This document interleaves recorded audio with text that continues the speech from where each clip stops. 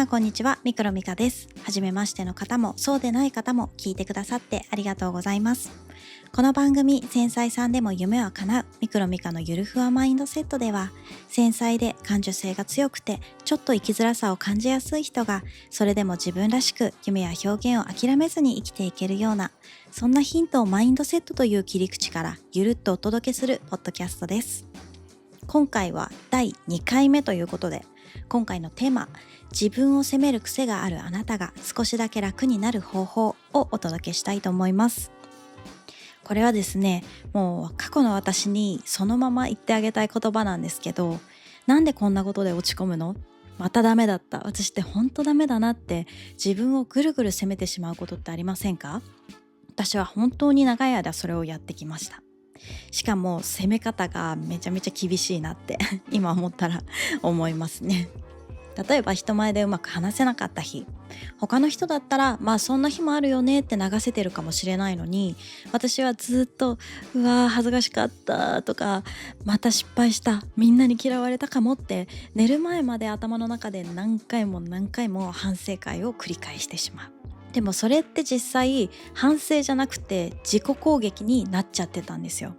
なぜ責めてしまうのか、心理学的に言うと、自分を責めるのって自分を変えたい、良くなりたいっていう気持ちが根底にあることが多いんです。つまりあなたが悪いわけじゃない、むしろ成長したい、失敗したくないっていう真面目さの表れなんですよね。けど責めすぎると心がすり減ってしまう。頑張れない自分にもイライラして、もう何もやりたくないってなってしまうこともある。私もそうでした。そこから少しずつ変われたきっかけなんですが、私は海外で活動するようになって、ある時ふと気づいたことがあって、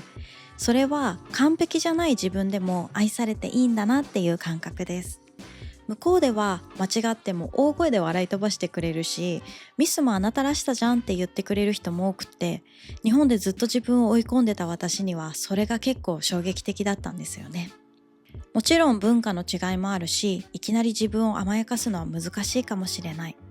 でもまず私はなんで今自分を責めてるのかなって一歩引いて見てみること。それだけでも責める癖って少しずつ和らいでいくんです。最近私がよく自分にかけてる言葉があります。今の自分でもよくやれてるよ。こんなに感じられてるってすごいことだよって。この言葉って誰かに言ってもらうよりも自分で自分に言ってあげた方がじんわり効いてくるって私は思うんです。だからぜひあなたも今日から試してみてください。繊細な人って本当に頑張り屋さんなんです。だからこそ自分に優しくするのが一番難しい。でも自分を守れるのも自分だけ。